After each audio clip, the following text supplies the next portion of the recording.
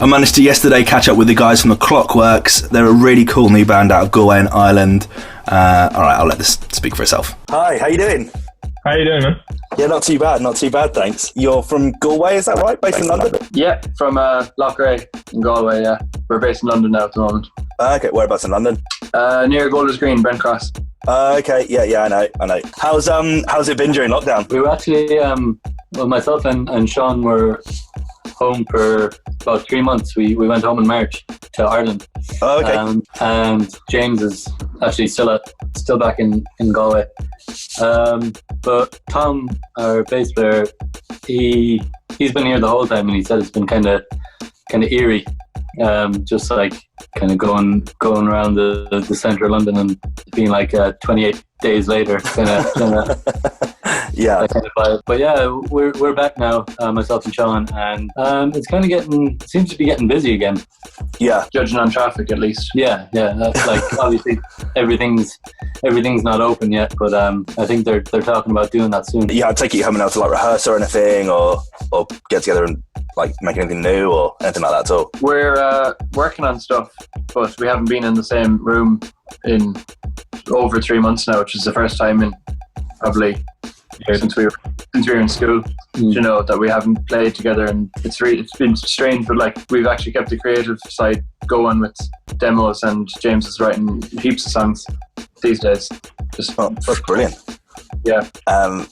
Cool. Well, that's good. Well, I guess that for a lot of people that's been really hard, and I guess at least people have like Skype and like Zoom to try and do some form of. Yeah, I think like modern life has made that thing a whole lot easier. Like, can you imagine if we were back in the 80s or even the 90s? You know how difficult that would have been, all living in different places. Yeah, it's been impossible. Mad. Expensive landline. I think like the last year or two is probably the first time that was really, really manageable. Do you know what I mean? Literally, yeah. Like all these people, everyone working from home and all that, like there's so much has happened. But like even in like last couple of years, so much more has happened that I don't know, you'd have been lost even 5 years ago, I'd say. This pandemic would have been crazy in the 80s or 90s with no Zooms and no, I don't know, you know, even online banking, all like everything got through the internet. I really love the idea that you've kind of, everyone always thinks that the future is bright, right? And that we're moving into some kind of lovely narrative. But that's not necessarily the case. And I guess what we were talking about there with kind of like technology and stuff being more available to us.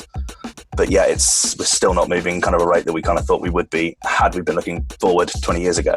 Is that kind of the gist of the record? Yeah, I'm moving in a different direction as well. Like my dad used to have these comics called 2000 AD, I think they're called. You know, and it was like hover cars and, you know, stuff like that. Like hover cars. You know, that kind of world. Whereas like, you know, and you assume that like food is like produced in like factories and like, you know, like animals and farms and stuff don't exist, and there's, you know, there's some like it's like a utopia basically of some sort. Whereas like I don't think we're in anything close to a utopia now. So even though like, yeah, like you said, like Zoom, like this is great that we can work from home now like we couldn't before and stuff, but it's like the underlying, like the big issues of the world sort of just don't move that much. And that's kind of louder now than it ever has been, isn't it? You know, like the amount of people around the world that don't have access to like good healthcare, and you know, the BLM movement, for example, which is just rife at the moment, is mad. Something we talk about on this show quite a bit is the lack of like female acts booked for festivals is such a relevant thing, and it's like, hang on a minute, how are we still having those conversations? You assume like a lot of people, a lot of the issues are trying to like remind people that the issues haven't gone away. You know, like there's like so much time spent, so much like energy spent just telling people that the thing you think isn't an issue is still an issue, let alone actually actively solving it. You know? Yeah, I was listening to it earlier and properly listening to it as a record and thinking kind of critically about it. And I was like, it's so true. Like we're in this place where especially 2020, you know, if you look at Back to the Future, it's like you said, it's flying cars and you know, you put a banana in your car to power it and that's all good. But it's like, you know, it's still powered by coal and, you know, having these horrendous issues that still happen to us. I wish we could transport ourselves to like a utopian sort of time, but it's like That's what the people in the 50s thought today would be that. Yeah, absolutely. You know what I mean? And now we're walking around thinking that everything is shite. Yeah, and we'll probably be thinking in the 2080s that it'll be all right. And right, yeah. In our like weird technology that we could never predict now. Which definitely isn't hover cars. No matter what it is, it's not hover cars. Definitely not. So I've seen that am I right in thinking that you've played shows of people like Fontaines DC in the past? Yeah. How was that? They weren't like the Fontaines DC that everyone knows now, and we weren't the Clockworks that some people know now. Do you know, we were both small bands in Ireland playing small gigs to a few people, which was great.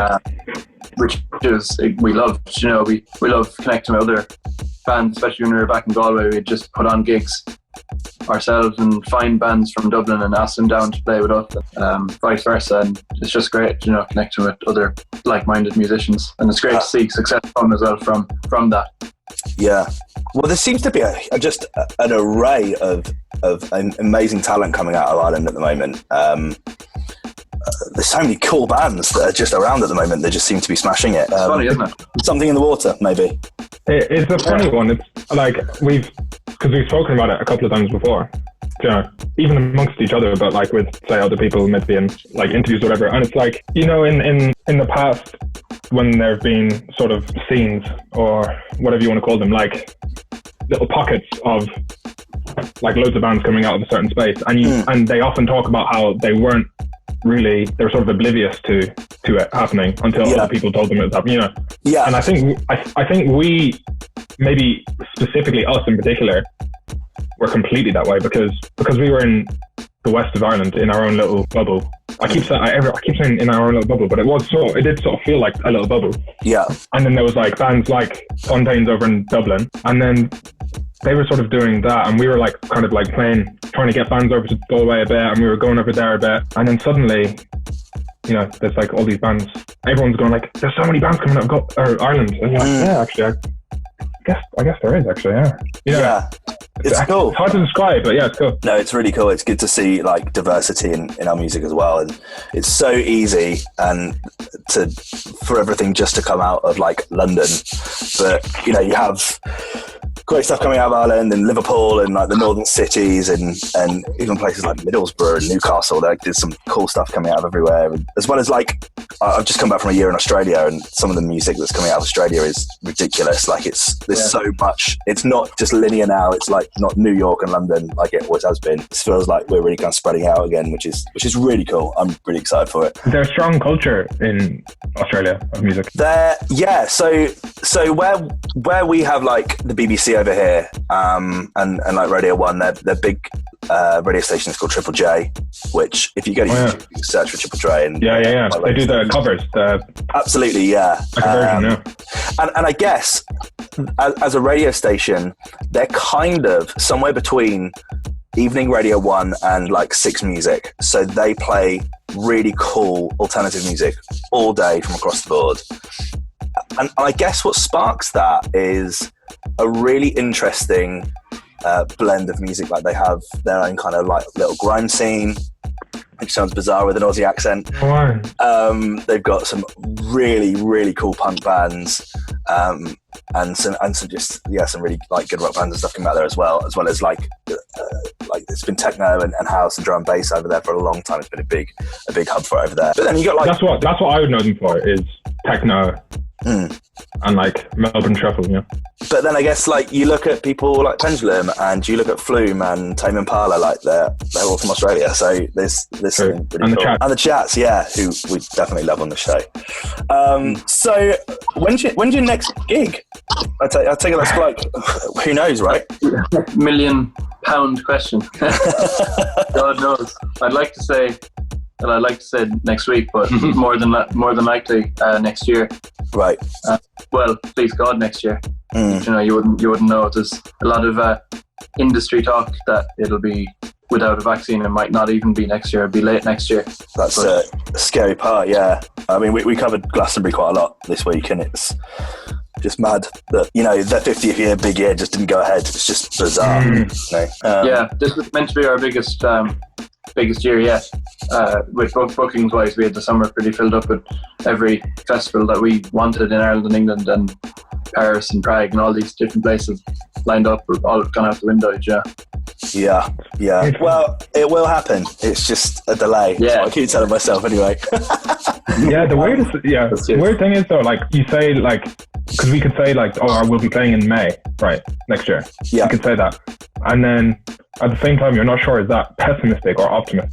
Yeah, May, like, is that outrageously soon or outrageously far away? Isn't that in itself the most bizarre thing though, that we're like I see that like your next UK booking on like Songkick is live at Leeds, which is a really cool little like a festival for little bands and stuff, and there's loads of people there, and I'm hoping that goes ahead in November. But then we're like, oh well, maybe Glastonbury won't go ahead next year, which is next June, and then it's Reading and Leeds happen at the end of August next year. It's like, hang on a minute.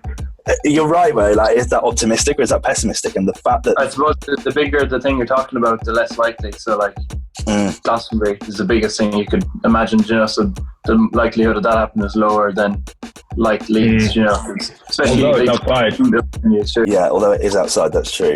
That's true. Yeah, true. Yes, that does. Yeah. So it's just impossible to read. Well, as soon as it's back on, I'd love to come see you guys and and check it out. The records are really cool. And so you're working towards like anything bigger? Is it like an EP in the works or anything bigger than that? Maybe we're just focusing on singles at the minute. Yeah. Creation is a singles label for now, anyway. And I think that's what Alan, who runs it, is happy doing, and we kind of spoke to him, and we're happy with how the singles are going. So I think we're going to keep going with singles for the moment. That's cool. Well, that's a fun kind of medium in itself, right? You don't have to tell a massive story. You can just take these little snippets and comments and stuff, right? Yeah. Well, like hopefully we're hoping to release them closer together, and kind of get a few out in the next couple of months. Just kind of become more regular with them. So then, yeah, you're right. Kind of tell these little stories as opposed to, putting a lot of time into an EP when we can just, if we're releasing regularly, then it's kind of the same thing. Absolutely.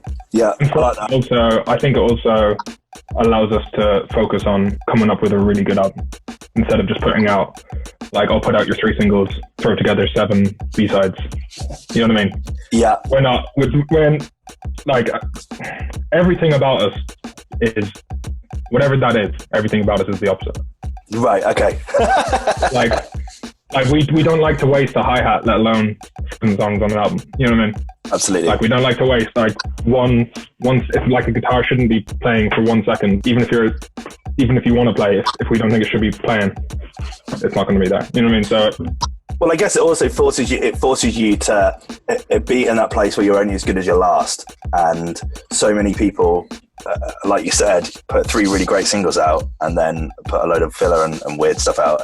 But if you're constantly putting out singles, then you're constantly one-upping yourself. It's just gonna... Yeah, I like the idea of keeping consistency and quality in the singles. It suits us down to the ground at the moment that while we work on an album or like discuss an album, we just keep producing quality singles. Well, and just keep as long going. As long as they're of this quality, then I'll be a listener. Oh wait, yeah, we should probably mention that now. Actually, we have a new single coming out August 14th. August 14th. Yeah, we just posted a little kind of sneak of that on our Instagram there a few days ago of the new video, so there'll be more information on that soon. But it's Can I Speak to a Manager?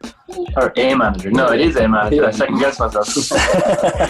Thank you so much to the Clockworks there. I love this record. We're going to play the amazing The Future Is Not What It Was. Enjoyed that a lot. Excited to see them when I'm allowed to. That would be great. But for now, this is The Future Is Not What It Was by the Clockworks.